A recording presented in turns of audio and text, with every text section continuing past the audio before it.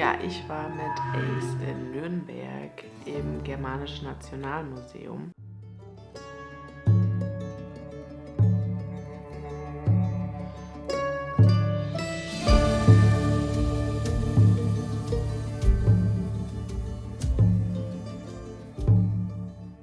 Und wir haben hier dieses Narrenzepter gefunden aus dem ersten Drittel des 16. Jahrhunderts. Gehörte also wirklich einem Hofnarren und es war also ganz, ganz kostbar gearbeitet aus Elfenbein, aus Samt, aus Damast und Silber.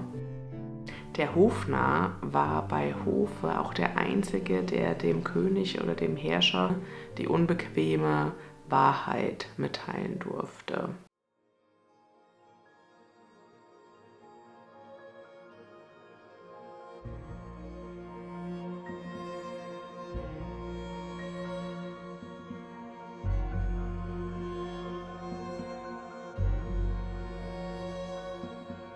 Die Flinderhaube war eine reich verzierte, klingelnde Haube aus dem 16. und 17. Jahrhundert und es war also ein Statussymbol der Nürnberger Patrizierinnen, also der patrizischen Standeskleidung. Also diese kleinen Flindelein hat man die genannt, diese kleinen Goldplättchen, die wurden also an zahllose mit Draht verstärkte Stifte eingehängt. Und beim Tragen schlugen diese aneinander und klirrten und kennzeichneten ihre Besitzerin also nicht nur optisch, sondern auch akustisch als Angehörige der Oberschicht. Und um die ausladende Form zu stabilisieren, besitzt die Haube, wie man hier sieht, im Inneren eine Polsterung. Und im Nacken wurde das Ganze dann als Stabilisierung zusammengebunden.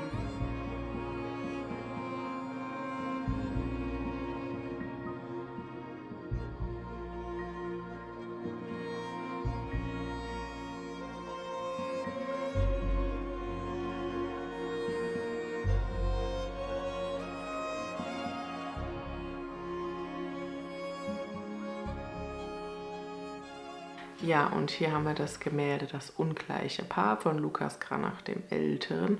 Und ich finde das Gemälde ja ganz faszinierend. Also wenn man sich das anguckt, könnte man ja meinen, es handelt sich tatsächlich um ein Liebespaar.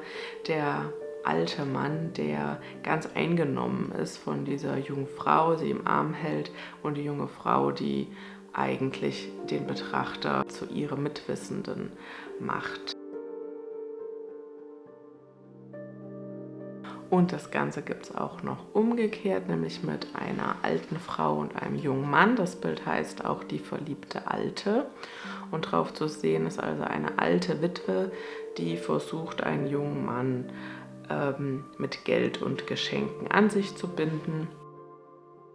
Und Cranach wollte eben hier auf satirische Weise Menschen auch vor Gier, vor käuflicher Liebe, vor Begierde und vor falscher Eitelkeit warnen.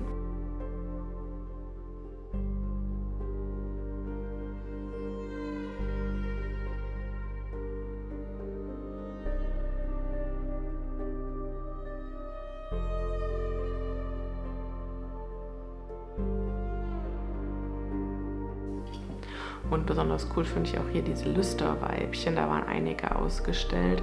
Das waren eben geschnitzte Figuren, die insbesondere zusammen mit Geweihen zu Lampen, also zu Leuchtern gearbeitet wurden. Ja, und mich faszinieren halt besonders an Renaissance-Porträts und auch an Gemälden die feinen Details. Und ja, die aufwendig gearbeiteten Frisuren, der kostbare Schmuck und die prächtige, aufwendige Kleidung.